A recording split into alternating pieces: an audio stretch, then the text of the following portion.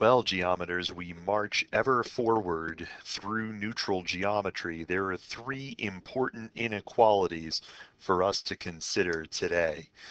Here's the first one. I'll prove half of it here. We'll prove the other half of it in an examples video that will follow this. This is the Scalene inequality, and it says that in any triangle, the greater side lies opposite the greater angle. The greater angle lies opposite the greater side. This is one of those things that makes sense if you think about it.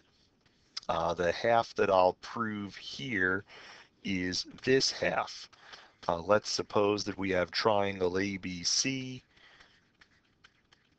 and we know that AB is longer than BC.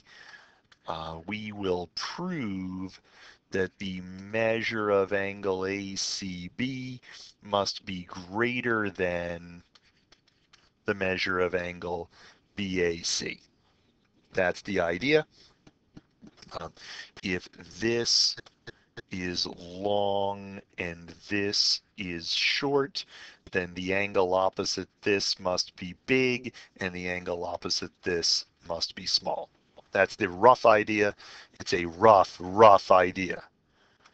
Okay. So let's sketch the proof. So as we do so often, if AB is longer than BC, then there has to be some point A prime on segment AB such that BA prime is congruent to BC. And we know that angle ACB must have a bigger measure than angle A prime CB. If A prime is on segment AB, then ray CA prime is interior to angle ACB, and so angle A prime CB must have a smaller measure than angle ACB. Okay, but we know that triangle A prime BC is isosceles, and so there we go, right? So angle A prime CB must be congruent to angle CA prime B, right? And we know that with respect to this triangle, triangle CAA prime, angle CA prime B is an exterior angle. So this angle must have a smaller measure than angle CA prime B. So if I'm stringing everything together, the measure of angle CAB must be less than the measure of angle CA prime B, and this is true by the exterior angle theorem. And the measure of angle CA prime B must be equal to the measure of angle A prime CB, and that happens by the isosceles triangle theorem. And the measure of angle A prime CB must be less than the measure of angle ACB by betweenness of rays. And so the measure of angle CAB must be less than the measure of angle ACB, and that's what we wanted. So we string things together and we get what we want. The greater angle lies opposite the greater side. Okay? Time now for a theorem that we use all the time in analysis, but not so much here in, well, no, we do. We use it a lot in geometry also. We just use it a lot in analysis. So here's triangle ABC. We want to show that this length is less than the sum of those two. And so here's the way we're going to do that. We're going to construct ray AB, and we're going to find the point D on ray AB so that BD is congruent to BC. That's our plan. That's our plan. We know that we can. The ruler postulate says that every line's a number line. Ruler placement postulate allows me to put 0 here, and this has some coordinates. We can put a coordinate function on that line. This has some coordinate. This has some distance, so we can just bring that out as far as we need to. So we're okay there. So then, what must be true? Well, triangle BCD is isosceles, so angle BCD and angle BDC are congruent. So then what? So what do we know? We know that the measure of angle ACD is greater than the measure of angle BCD by betweenness of rays, because ray CB is definitely in between ray CA and ray CD, and that's definitely true because B is between A and D. That's definitely true. And this, by the isosceles triangle theorem, is equal to the measure of angle ADC. But that means that in the triangle ADC, the bigger angle lies opposite the bigger side. So by the Scalene inequality, the side opposite ACD in triangle ACD has to be greater than the side opposite angle ADC in triangle ACD. Now, how did we get AD? Well, AD is AB plus BD. But what's BD? That's BC. And we got it. So it's really, really clever. It's really, really clever. And it's really, really important. Okay? One more, and that's the Hinge theorem.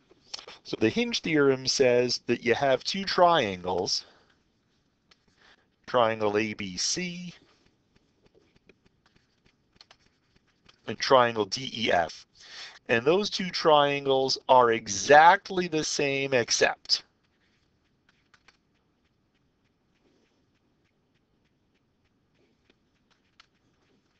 first of all, let's get it right. So here's what we know. We know that AB is congruent to DE. We know that AC is congruent to DF. And we know that the measure of angle BAC is less than the measure of angle EDF. The argument is that BC has to be less than EF. I'm going to let you think on your own about why we call this the Hinge theorem. Just stand in a doorway sometime. You'll figure things out. So here's the deal. This angle is small and this angle is big. So here's what we do. We decide that we're going to bring this angle over here.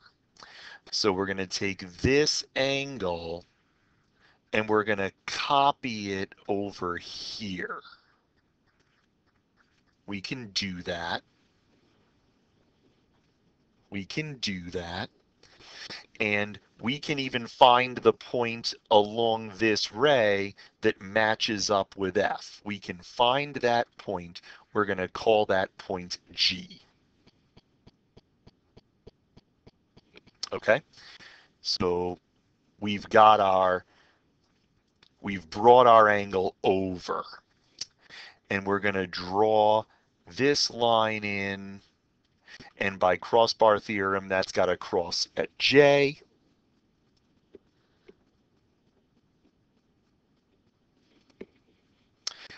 So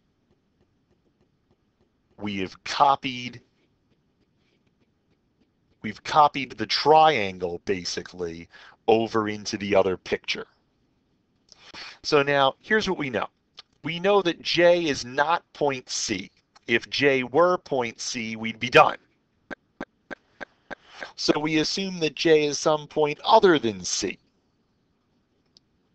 And if J is some point other than C, then we construct the angle bisector for angle CAG. And we let that intersect BG at a point H. Now here's what we know. We know, because this is an angle bisector, and because AH is congruent to itself, the triangle AHC is congruent to triangle AHG. And so HC is congruent to HG.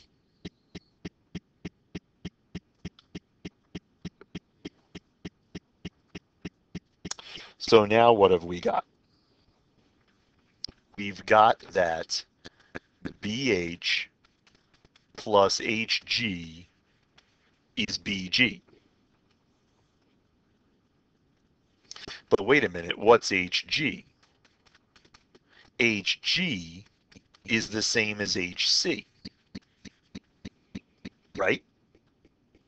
But now, if we focus on triangle BHC for the moment, if we focus on that triangle, by the triangle inequality, BH plus HC has to be bigger than BC. So if we were to replace BH plus HC with BC, BC would be something less. Now, why does that matter?